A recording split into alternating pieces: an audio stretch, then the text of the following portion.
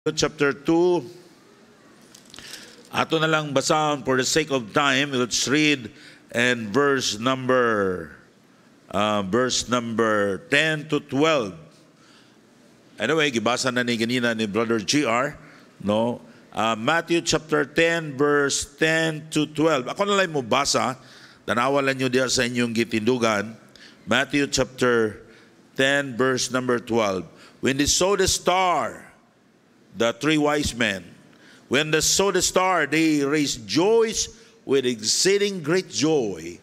So diyan nakita nila ang stars, the sign nga si Jesus Christ matao, ang maluluwas. They rejoiced with exceeding great joy.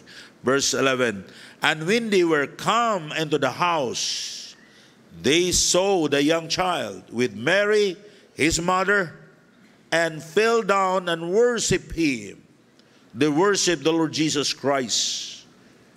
And when they had opened their treasures, they presented unto them gifts, gold and frankincense and myrrh.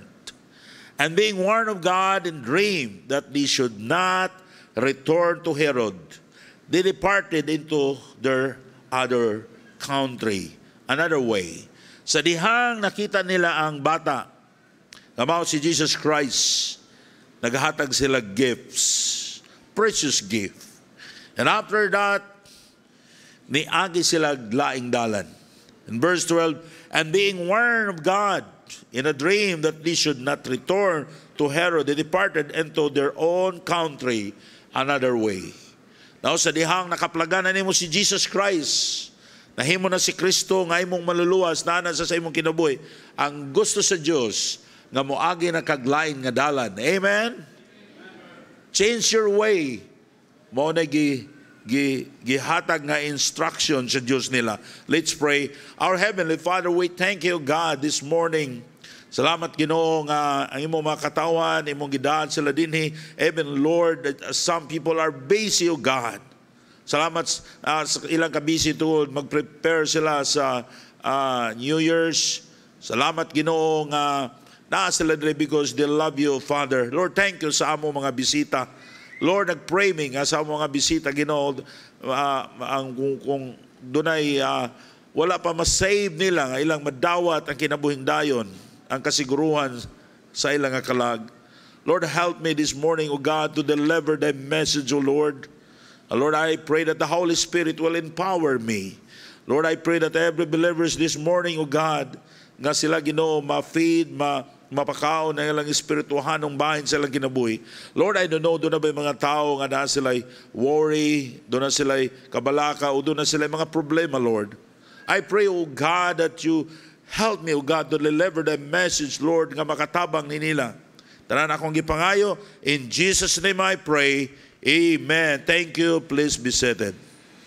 Now, the message this morning, the wise man who found Jesus.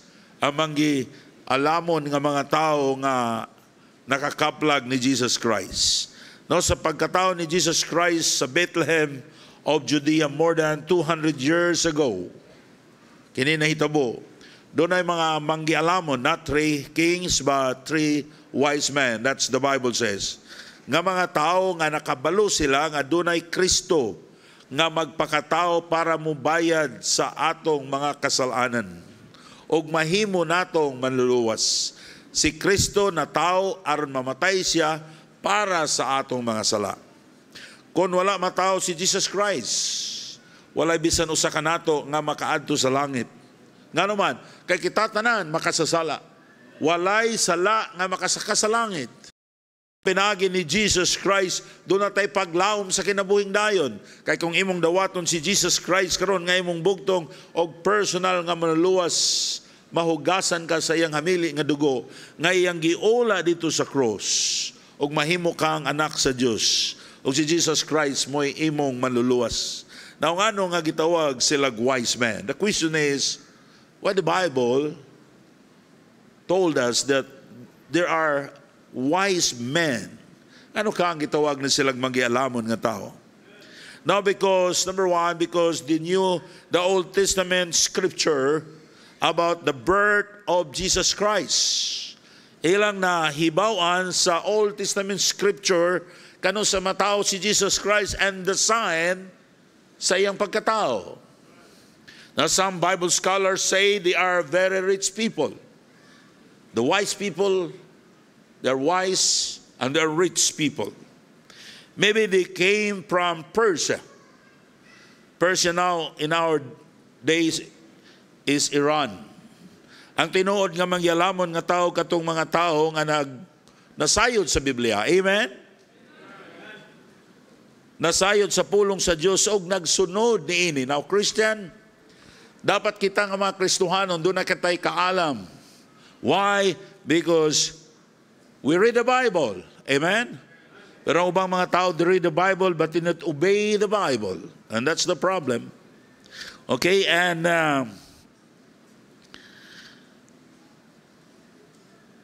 ang tinuod nga manggialamon nga tao katong mga tao nga nagbasa sa pulong sa Dios. So we need to read the Bible every day. Now, we cannot go on sa atong Christian life if you are not reading the Bible. So ika, Pastor, naluya ko sa pag-alagad sa Ginoo. Pastor, naluya ko sa pagsimba because you are not reading your Bible every day. Give time reading your Bible. Akong gingnan ng ako mga anak, just give time to the Bible. Bisag 1 minute lang sa gamaya ra pud ana. Kay kung 1 minute lang pagbasa nimo, madugangan nagpila ka minuto sad. Amen. Sometimes we ngunta, Pastor, I'm busy. Busy for what? You need God. Amen. Read your Bible. Have a daily devotion every day. I don't know, I can go on sa akong pag-alagad sa Ginoo without reading the Bible. Kaya kung wa ta magbasa sa Biblia, luya ta sa atong kinabuhi. Bisag unsa kadaghan sa problema, God will give you wisdom. Ang Ginoo maghatag nimo grasya kung sa diha nga imong basahon ang pulong sa Dios. Nasumala sa pulong sa Dios in Proverbs 14 verse 3, in the mouth of the foolish is the rod of pride, but the lips of the wise shall preserve them. Ang pulong sa manggialamon mo preserve kaniya. Okay? Ang pulong nga manggialamon mo preserve kaniya. Ang manggialamon nga tao mapainubsanon nga tao. Right? Now, we're studying the life of these three wise men. O gitawag sila nga they are wise. Maigsoon ko sa Ginoo, the Bible says, manggialamon ang mga tao nga mapainubsanon. Are you humble? Hindi sila, Pastor, saan man ako pagkabalo nga humble ko? Na kung nagunauna ka, ako biyagi pinaka-humble din eh. I will tell you, you're a proud person. Amen? Usahay, di gid kalikayan, naagit ta sa atong unod. Tambugiro ta. Pero importante kay na ato nang iluhod sa Ginoo. And go back to the Word of God. Ang mangyalamon nga tao, mapainubsanon. Doon na yung sa kabaki. Nga, dito siya sa, adapit dito siya sa turong-turong. Kailan mo turong-turong? No? Niya, nakabalo siya nga daghang mulaag sa tanggob, basta December na. Tungod sa mga lighting nga nindot kayo. Ingon ang baki, gingnan niya ang langgam. Ang mga tutas tanggob. Niya baki di man na sa kalupad. Insya kamong duha. Kung sa kang langgam, no? Tukmo siguro yung gisugo. Insya. Paaka ninyo ning stick. Paakon sa langgam ba? O dili day, hawiran day. Kaya naman ay, makahawid man ang langgam, no? Sa hawirin nyo ning steak. Kay ako, duha man kay steak, hawiran sa langgam. Kay mupa ako para makaato tas tanggob. Basta brayta sa baki. Ay, nakita ng langgam, naglupan, naghawid sa steak. Ang baki, nagpaak sa steak, so nakalupad silang tulo. Oy, nakaabot man diya dapita sa lama-lama. Ingon ang tao, pagkaninduta ning bakiya, oy. Kakinsa may nagkuanani, nagplano. Ingon ang baki, naglupad siya isa. Ako, hulog siya. No, usahay ko manghambog ta, mahulog yun ta. Amen? So, mangyalamon nga tao, dili hambogero. So, remember that Christian, ayaw pagsulti unsa ka kaayo. Usay sige mong post sa Facebook, hamom, sa inyo, Mga tao dili ganahan ni ana. Right? Di mamumuto. Amen? Sag-asa halap po sa Facebook. Pero okay ra po na, ha? Bisag asa mo adto. Now, maigsoon ko sa Ginoo, ayaw imbandilyo unsa ka kaayo. Ang atong imbandilyo ang pulong sa Dios. Now, in Proverbs 10:5, he that gathereth the summer in a wise son, but he that sleepeth in the harvest is a son that causeth shame. Paminaw mo mga batanon. Ang magialamon nga batanon, kugihan, dili tapulan. Amen? Oh, yung gitanaw, mga gwapo-gwapa ra yun. Kani kay gwapa ni, muna akong pangasawon. Kani kay gwapo ni, hoy, kanang pagkagwapo, di nakapalit og bugas. Ya, gwapo kay mong kuhan niya, wala mo'y bugas, tapulan. Kristohanon, magkugi ka. Matag sayo, trabaho. Kay maunay manggialamon, sagsulti sa Bible. Kung dili ka mo trabaho, wala kay kaalam. Christian, work hard and be honest. God will not bless sa mga young people nga mga tapulan. No? Dapat kamo mga young people, kabalo mo muhugas og plato. Kabalo mo mangnilhig. Pastor, manilhig ko, laki man ko. Ano man di ay? Nada sa Bible nga laki di manilhig. Ha? Laki man ko, di man ko kabalo, mamilo sa kong habol. Unsa ka, kung wa tapulan ka, wa kay kaalam how God can bless you. We're praying that God will bless this church and will bless every family and God will bless every young people. But no, God cannot bless you kung tapulan ka. You need to be honest. Ang uban tapulan, kawatan pag yun. No, dapat kugihan taw niya, di ta tapulan. Now, another thing, ngayon sulti sa pulong sa Diyos in Psalm 19 verse 7, the law of the Lord is perfect. Walay sayop ang pulong sa Ginoo. The Bible is perfect. Converting the soul. The testimony of the Lord is sure, making wise the simple. Ano mga simple lang nga tao, murag way kay balo, God can make you a man of wisdom if you read the Bible. Pastor, wala ko'y kaalam. Simple lang ko nga tao, wagi ko kataak og iskulahan. Nakatungtong lang ko sa iskulahan kay nag-ulan. God can bless you. Pwede ka makaangkon og kaalam if you read the Bible. Amen? Kita kong mga tao nga wagi kahumaga elementary, pero may kay mawali, mga alagad sa Diyos. Amen? Pildi pa ang graduate sa college. Because ang kaalam nga naa sa pulong sa Diyos, simoning makuha mga igsoon ko sa Ginoo. If you study the Bible with humility, with humbleness. Young people, if you want to have wisdom, read your Bible and obey the Word of God. Amen? Now, una, they were rejoicing. They were rejoicing. When they saw the star, they rejoiced with exceeding great joy. In Matthew chapter 2, verse 10 to 11. So, din nakita nilang star. Grabe nga kalipay. Ngayon na ngilang gibati. The wise men, nalipay sila sa ilabihan. Sa dihang nakita nila ang star nga maoy naggiya nila, aron ilang matultulan, ang natauhan ni Jesus Christ. Dapat kita mga Kristohano, malipay ta. No? Kita ngayon malipay sa bagong tuig. Kung kay ato na nakaplagan si Jesus Christ. Happy New Year. Are you saved? No. Apa ko kasiguro? No. Kitang angay ta malipayon kada bagong tuig, bisag way bagong tuig malipayon ta because we are saved. Saved by grace. Giluwas ta sa grasya sa Diyos. Pinaagi sa atong pagtuo ni Jesus Christ. Dapat kita mga Kristohanon, muanin ta sa simbahan, mag-smile ta. Amen? Kay ang mga tao, mabless sila sa atong kinabuhi. No? Kaunsa man ang atong mga problema, inigabot na to sa langit, wag tang ang problema.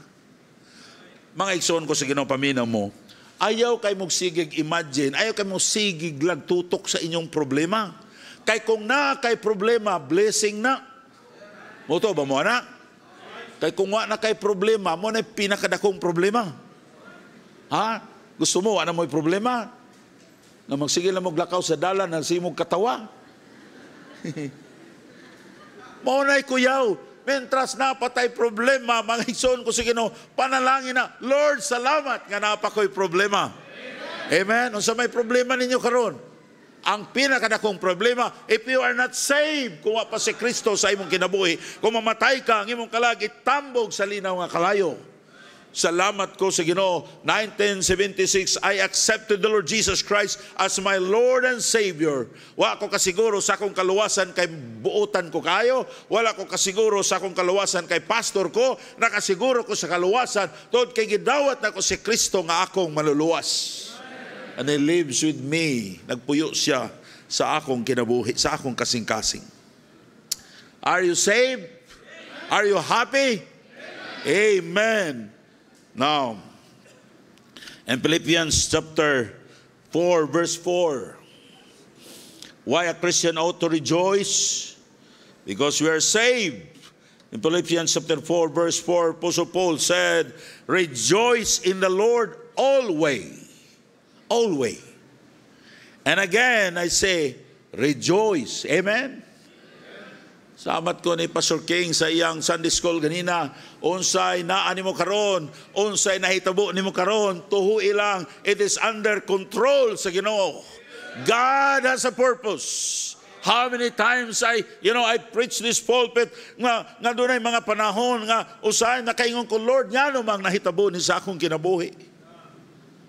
But after many years, I understand the will of God. Kung wala ko grabing problema, di ko mapastor. Apan salamat nga ang naang Diyos di ay, you cannot escape the will of God sa imong kinabuhi. God, He wants to use us. So if you have problems today, be thankful to God. And everything, give thanks. Amen? Pastor, wa man ko'y kwarta. Ay, pasalamat ka wa kay kwarta, kay di ka tulison. Wago kay kwarta. Ha? Kana bitaw uban, may ngon siya, mahadlok man ta diha. May mahadlok man ta kidnapon, may matag dato. Di ba? Now, danang butang magpasalamat ta sa Ginoo, pero magmalipayon ta because of our salvation. Kagiluwas na ta sa Ginoo. Ikadua, because our names is written in heaven. We are registered in heaven. Your names are registered in heaven. Narehistro na bang imong ngalan sa langit? Kanabi itong wata marehistro, di takabutar. Diba? Pabutar ako, kaya dili ko nagpuyo, wa maka narehistro diri. Di sa kakasulod sa langit, kuwa ka marehistro sa langit. Kung ako magkuha ko sa akong birth certificate, I'm sure nga makakuha ko. Why? Because my name is registered dito sa ngayon karon nga ato ta sa NSO. Nga naman sa dihang na tao ko nining kalibutan, giparehistro ko sa akong mama o sa akong papa. Si Brother Rini wala marehistro, dugay na kayo. Pag human nagpalit sa giyuta, di siya makakakuha kay wa siya marehistro sa is di ay. Ay, masalamat ko ni Vice nga gitabangan si Rini. Bag-o lang siya narehistro. Ako siyang giingnan, Brother Rini, giusap pa ni mo imong apelido. Pero at least narehistro. Makakuha na siya birth certificate. Mga igsoon ko sa Ginoo, no one can enter heaven kung wala ka mahimong anak sa Diyos. Wa ka marehistro dito. Kamo narehistro naman mo sa langit. Bahalag, wa ko marehistro sa kalibutan. Basta narehistro ko sa langit. Pero may gina marehistro sa kadiri, oy. Yan narehistro sa langit. In Luke chapter 10 verse 20, notwithstanding and rejoice not because the spirit are subject unto you, but rather rejoice because your names are written in heaven. Di ta malipay nga ang mga engkanto mahadlok nato. Sa ninduta din, no? Anak ta sa Ginoo. Murag di na ta madutlag buyag. Kamu hadlok ba mo buyag? Hadlok ya pun pastor. Di na ta mahadlok og daot. Ang ubamin siya, basig nidako niya akong tiyan ba kay gidaot ko sa konsilingan. Oy, kung Kristohanon ka, ang pinakamahal nga habak, ang pinakagamahanan nga habak, si Jesus Christ. Dito ko sa Dipulog sa unan, nag-deliver ko, na niduol na ko, isa sir, kani akong habak sir, grabe ni kagamahanan sir ko, naman po ko'y habak. Isa, ada mong habak sir, inko, nasa akong kasing-kasing, si Jesus Christ. Pero ingon si Jesus Christ, ay ina niya mga disciples, ayaw mo kalipay nga ang Espiritu nagpailalom kaninyo. Pero ang inyong kalipayan, nga ang inyong ngalan, nasulat na dito sa langit. Amen. Your names are written in heaven. Atong gi-COVID ko, sabi na ako, mamatay na ko. Ako kung yun na kanusan ako gidawat si Jesus Christ. Ug ahan ako gidawat si Jesus Christ. Akong isiguro ang akong kaluwasan. Ingko kundi kay ko pasudlon sa langit, maglalis gid mi sa Ginoo. And then the Holy Spirit spoke to my heart. He assured me that I am a child of God. Amen. How about you? Are you saved? Are you sure 100% nga kukuhaon sa Ginoo ang imong kinulaman nga kinabuhi moadto ka sa langit? If your answer is no, pastor, wa ko kasiguro, ayaw pagawas ning balay tigumanan nga di nimo madawat si Jesus Christ nga imong maluluwas. Pasudla sa imong kinabuhi. He's knocking the door of your heart and is waiting to enter the door of your heart kung imo siyang abrihan, imong dawaton si Kristo karon nga imong maluluwas. Today is the day of salvation. Sa dihang imong dawaton si Jesus Christ, ang imong ngalan isuwat sa libro sa kinabuhi. Kung wala pa ka makasiguro sa imong kaluwasan, dawato si Kristo karon, aron doon na kay kasiguruhan sa imong kaluwasan. The Bible says, ang tanan nga mindawat kaniya, ang tanan nga mituo siya ngalan, kanila naghatag sa kagahom sa pagkahimong anak sa Dios. Walay makasulod sa langit kundi anak sa Dios. You become a child of God. God will give you power to become a child of God. Kung imong dawaton si Kristo karon nga imong maluluwas. Number 2, they were using other way. The three wise men, number 1, they are rejoicing. They were rejoicing. Malipayon sila. Ano malipayon sila? Kailang nakaplagan si Jesus Christ. Kita sa dapat malipayon ta sa dang nakaplagan nato si Jesus Christ. Bisag kung sa kadako nga atong problema karon, dili kana siya makatangtang sa kalipay sa atong kaluwasan. Amen? Can you imagine? Muadto ka sa langit, you live in heaven. There's a great reunion in heaven. Tananin ng mga parinting ang luluwas atong makita dito sa langit. Let's double time and share the gospel to your loved ones. Because when your loved ones die and there's no salvation, what niya madawat si Jesus Christ? Dili na nato siya ika-fellowship dito sa langit. The great reunion is in heaven. Ako makita ang akong mama dito. Ako makita ang akong papa dito. Ako makita si Brother Noel dito. Ang akong igsoon nga gikuha na sa Ginoo. Ako makita ang akong best friend si Pastor Gilbert Toquero. Sometimes, basta conference na. Sometimes mo post ko dito ko sa akong kwarto because I remember Pastor Gilbert Toquero. Pero gikuha na siya sa Ginoo. Ang atong minahal sa kinabuhi nga gikuha sa Ginoo, when we are in kumwato na ta sa langit, ato sila ika-fellowship dito once again and forever and ever. We rejoice in heaven. But how about you? Are you saved? Are you sure nga mamatay ka ang imong kalag moadto sa langit? Di gyud ka kasiguro kung wala nimo pagidawat si Kristo nga imong maluluwas. Number 2, they were using other way or changed their way. In Matthew chapter 2, verse 12, and being warned of God in a dream that these should not return to Herod, they departed unto their own country. Another way.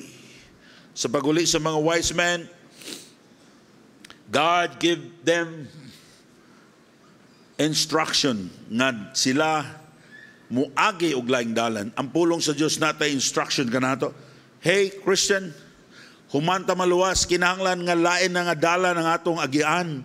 In 2 Corinthians chapter 5 verse 17, therefore if any man be in Christ, he is a new creature. All things are passed away. Behold, all things are become new. Amen? Kung tinuod ka na luwas, dapat dunay kausaban sa imong kinabuhi. Wala ta mohimog maayo aron ta maluwas. Apan, we have nihimo ta og mga maayong butang tungod kay mga anak na ta sa Ginoo.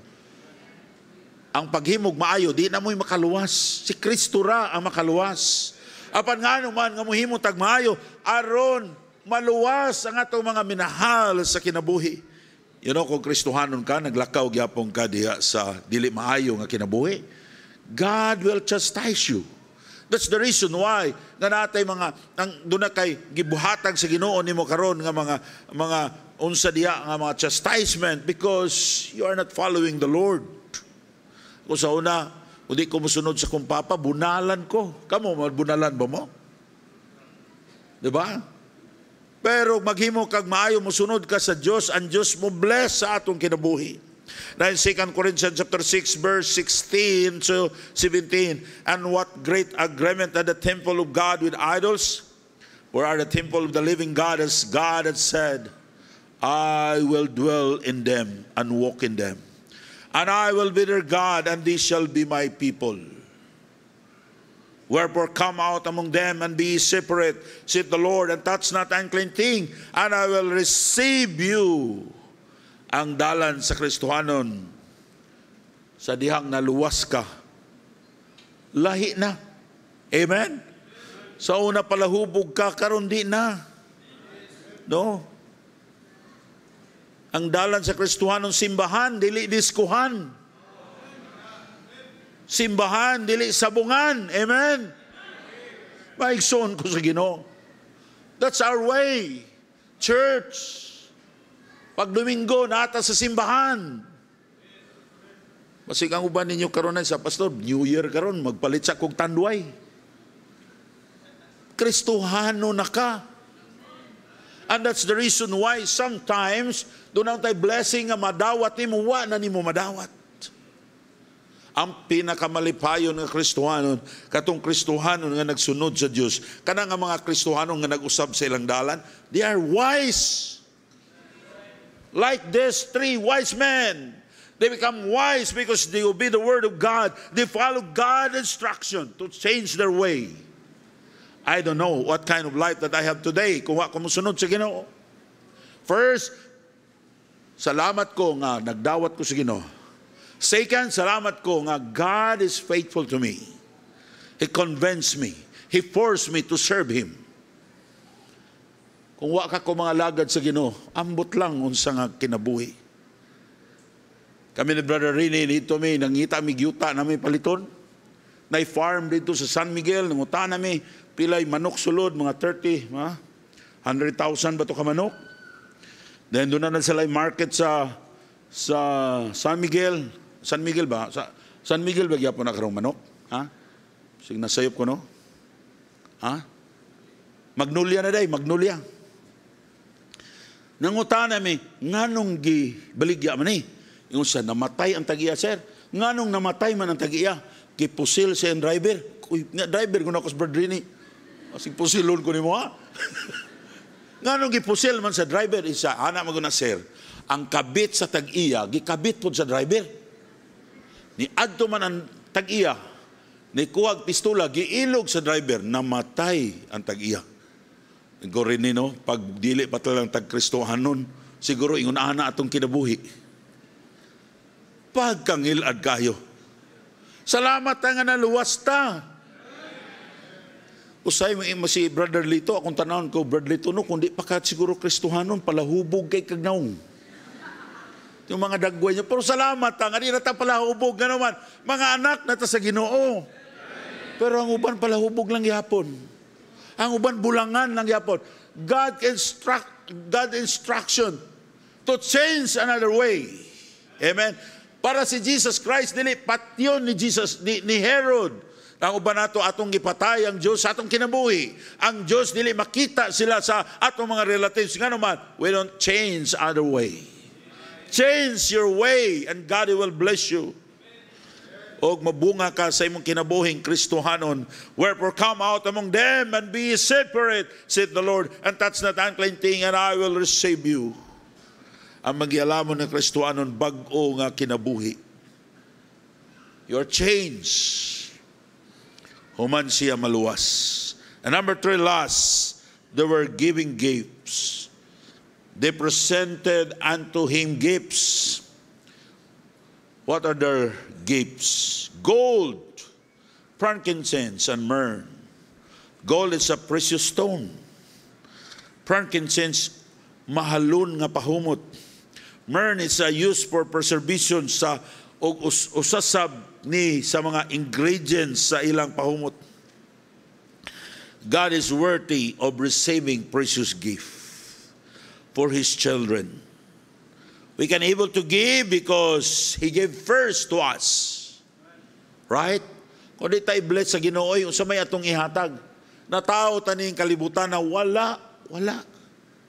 Usay mo ato ko, mingon ko, dito sa, magwali ko sa gawas, ko, the language in heaven is Filipino language because ang bata, kung sa Amerikano ka, sa badiha, kanang Spanish, ining katao, ang usargi isulti niya, di ba? Wala ba? Wala. Inyo bang anak, paingon siya, nothing, wala, oy. Gyud tay, jamu. Ang atong dala, pagkatao nato, atong pusod, giputol, pagis mananabang.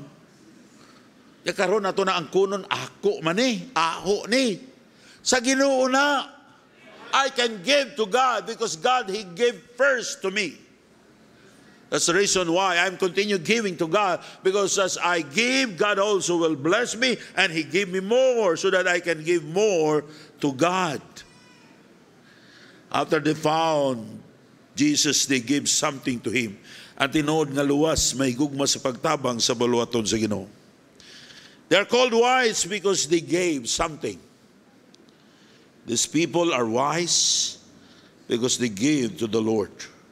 Siya, usay nagtanaw ta, kani siya naghatag siya, bugo gyud kayo, ilan lang dayon, hatag lang dayon.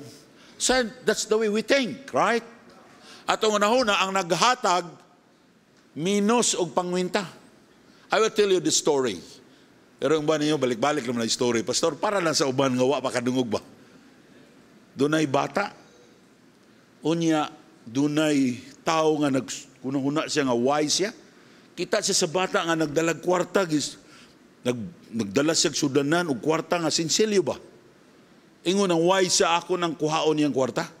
Pero gusto niya legal ang pagkakuha ba? Alang kawato niya, musumbo man sa polis. Yan siya, dong. Kaya nagtuo man siya nga wise siya. Siya magtigmo-tigmo ta. Pag di ka kadabag sa tigmo, tagai kog piso. Pero makatubag ka, tagaan po ka na kog piso. Ingon ng bata, sir, dako naman ka, sir. Unya ako bata man. Magtigmo-tigmo ta, pero ako'y magtigmo, o gahatag og tigmo. Pag makatubag ka, tagaan ta kag piso. Pero di ka ka-answer, muhatag kag dus. Kay dako nagug ka. O, lurgo sa pusta ba? Lurgo. Kisamay niyo yung mga sugarol dire, taas kamot. Di ba? O siya tawag nang sa bulangan, kanang inilog, oh. Lurgo sa pusta. Ingon siya, sige. Oh, kayo na sa bright siya. Ingon siya, makakwarta gikuan ning bata, kaning kwarta sa bata, ako ni makuha. Kay wa ni. Yan ni, gamay pa ni, bata pa ni. Ingon ng bata, oh, pero meron tigmo.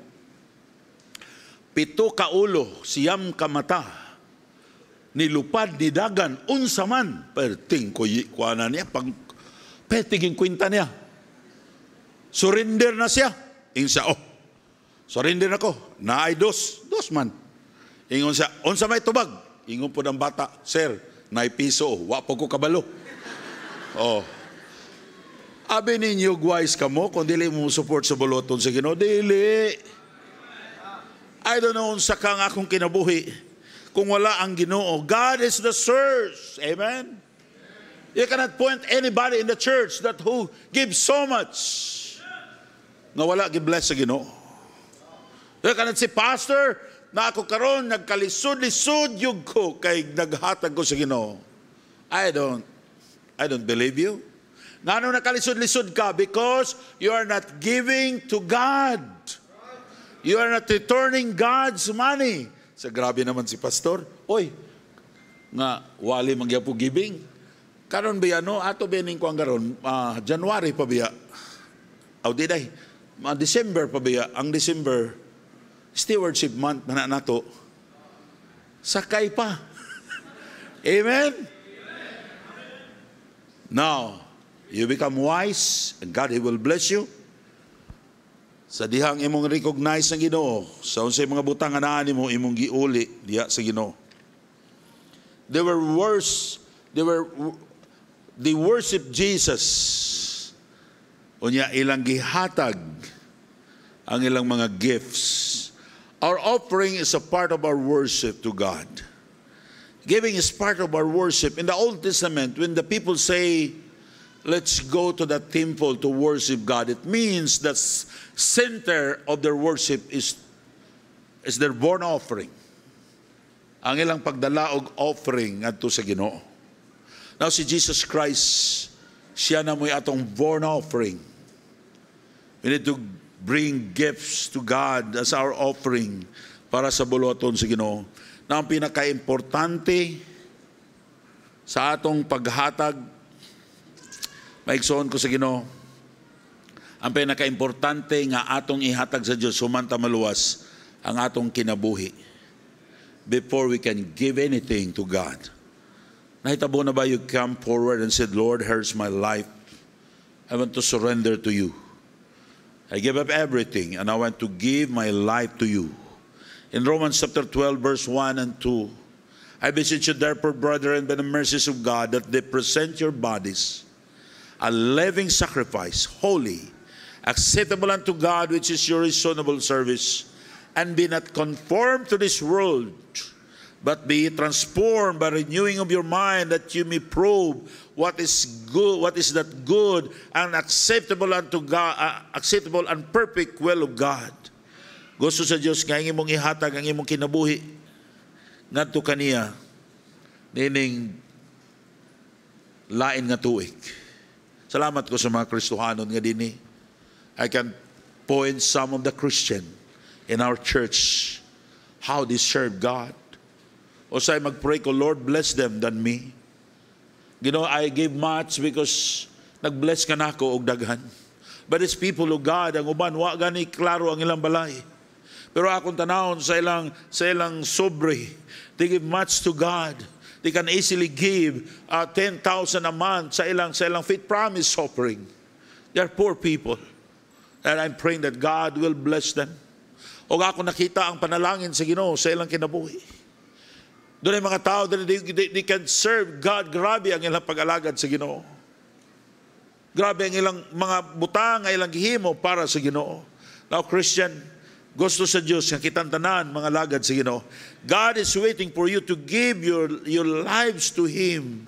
Maybe doon ay mga butang nga gusto sa Diyos, nga nimong tangtangon in 2024, nga imong baguhoon, wag ikaglain nga dalan. Maybe this morning, God speak to your heart to change other way. Come to the altar and talk to God. Maybe wala pa si Kristo sa imong kinabuhi karon. Wa pa ka kasiguro kung mamatay ka ang imong kalag padung sa langit, ayaw pagbiya ning balay tigumanan nga di nimo dawaton si Jesus Christ. Dawata siya, pasudla siya sa imong kinabuhi. O ang imong ngalan isuwat niya sa libro sa kinabuhi dito sa langit. I ask everybody to please stand up and bow your head and close your eyes. Our Heavenly Father, Lord, thank you so much for your word. Lord, salamat ining last Sunday sa tuig 2023. Lord, nagatubang kami sa 2024. Lord, gusto namo Ginoo, ang among kinabuhi, among ihatag di kanimo. Lord, salamat sa mga Kristohanon, mga faithful members sa church. Salamat Ginoo sa ilang kinabuhi, sa ilang paghatag, sa ilang pagsakripisyo, sa ilang pagpangambudlay nini nga buluhaton. Lord, once again, we want to God to surrender ourselves to you, Lord. Lord, kung doon ay among mga bisita karon nga wa maluwas, Lord, I pray that the Holy Spirit will convict their hearts nga ilang dawaton si Jesus Christ, ilang dawaton si Kristo, ang ilang dawaton ng kinabuhing dayon. Nga di sila mobiya ning balay tigumanan, nga di nila madawat si Kristo nga ilang maluluwas. Lord, bless this invitation.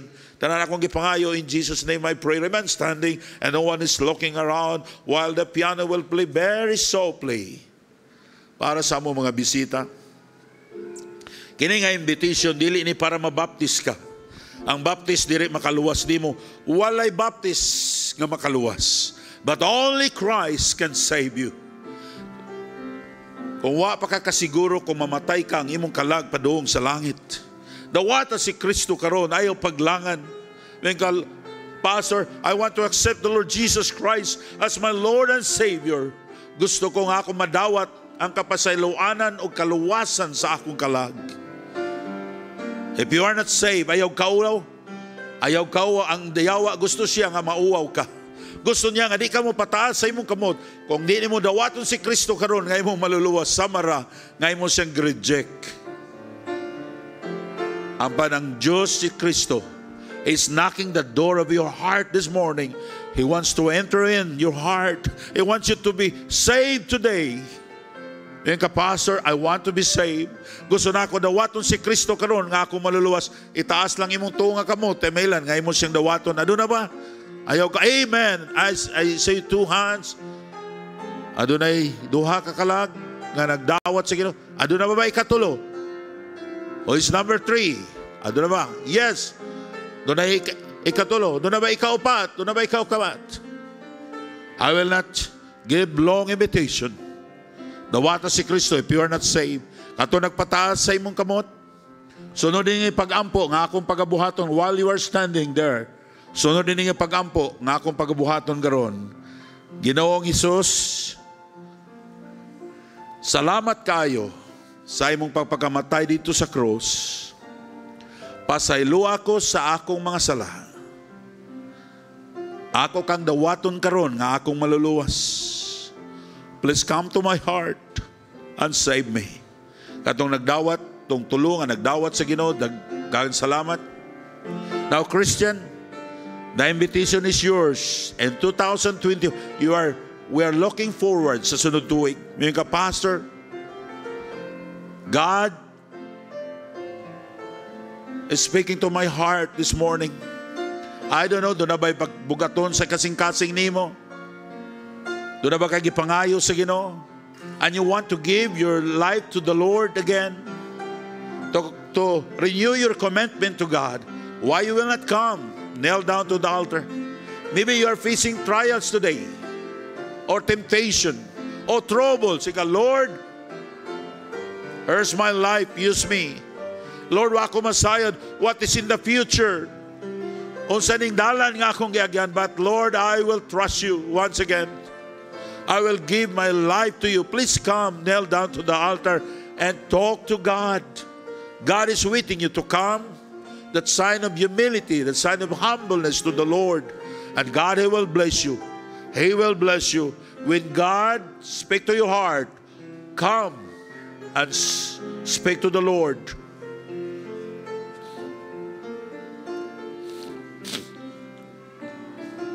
Our Heavenly Father, thank you so much, O God, sa nilabay, nga hapit na mo labay nga tuig, 2023. Salamat, Ginoo, sa imong pagkuyog ka namo. Lord, we have lots of problems. Diya sa dalan nga among giagian. But Lord, thank you so much for helping us, for caring us. Lord, salamat sa 3 souls nga naluwas karon. Sa ilang pagdawat diya kanimo, salamat, Ginoo. Lord, I pray also, Father, that you bless these people. They came forward. Lord, wa ko masayo doon sa nasa ilang kasing-kasing. But Lord, bless their hearts, O Father. Maybe, Lord, they are praying sa ilang mga loved ones nga ma-save. Maybe, Lord, they're renewing their commitment to you. Sa paghatag silang kinabuhi na kanimo, Lord, use them and bless them, Father. Lord, usahay sa mong kinabuhi, ginawi doon, have power, O God, nga magkinabuhi kami nga balaan. Lord, bless. Also, Lord, those people that they came forward because they want to have change sa ilang kinabuhi. Lord, thank you so much, O God, sa mga panalangin ngayon mong gibubo namo. Lord, we are praying for more blessing for the sake sa among mga missionaries nga gisuportahan. Lord, thank you so much for loving us. Thank you, Lord, for speaking our hearts. Lord, among ibalik kanimo ang dungog himaya. In Jesus' name I pray. Amen. Thank you.